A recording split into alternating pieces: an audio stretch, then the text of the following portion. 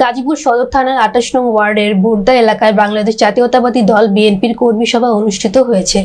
মঙ্গলবার আয়োজিত কর্মী সভায় গাজীপুর মহানগর যুবদলের যুগ্ম আহ্বায়ক মনিরুল ইসলাম সাগরের সভাপতিত্বে প্রধান অতিথি হিসেবে উপস্থিত ছিলেন গাজীপুর মহানগর বিএনপির সাধারণ সম্পাদক এম মঞ্জুরুল করিম রনি। ২৮ নং ওয়ার্ড বিএনপির একরামুজ্জামান রবিন সহ বিএনপির নেতাকর্মীর উপস্থিত ছিলেন। এ সময় প্রধান অতিথির বক্তব্যে নেতাকর্মীদের উদ্দেশ্যে রবিন বলেন, অন্যায়ের প্রতিবাদ ও ন্যায় পথে থেকে জনগণের পাশে থাকুন এবং বিএনপি ভারপ্রাপ্ত চেয়ারম্যান তারেক রহমান ৩১ দফার যে নির্দেশনা দিয়েছেন তা বাস্তবায়ন ও সঠিকভাবে পালন করার অনুরোধ করেন তিনি। শান্তিতে নিঃশ্বাস নিতে পারতেছি এবং আজকে যে আমরা একসাথে বসে আছি এইটা আমরা আগে ৫ তারিখের আগে আমরা চিন্তা করতে পারতাম না, পারতাম? যাই হোক, আজকে আসলে এরকম আয়োজন হবে এটা আমার জানা ছিল না।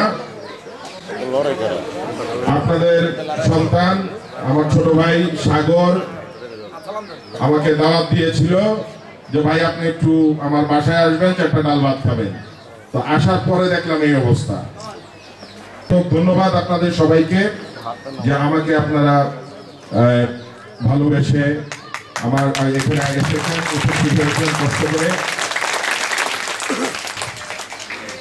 উপস্থিত এলাকাবাসী, এই বন্ধুগণ, ইনশাল্লাহ আমরা আগামীতে নতুন বাংলাদেশ গড়ার যে প্রতিজ্ঞা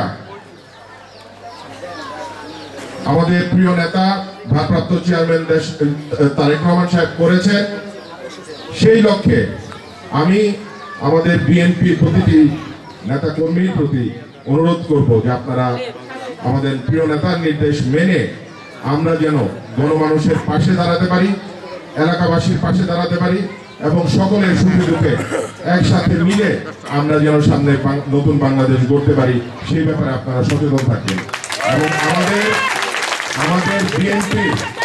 আমাদের বিএনপির কোনো নেতা কর্মীর কোনো আচরণ চাল চলনে কোনো এলাকাবাসী যেন কষ্ট না পায়।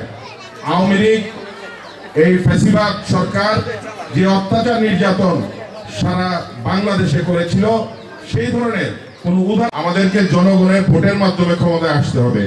এই ব্যাপারটা আমাদের সকলের খেয়াল রাখতে হবে।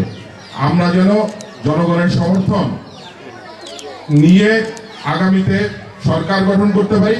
সরকার গঠন করতে পারলে ইনশাল্লাহ আগামীতে এই সকল উন্নয়নমূলক কাজগুলো আমরা এলাকাবাসীদের জন্য করতে পারবো। সেই ব্যাপারে আমি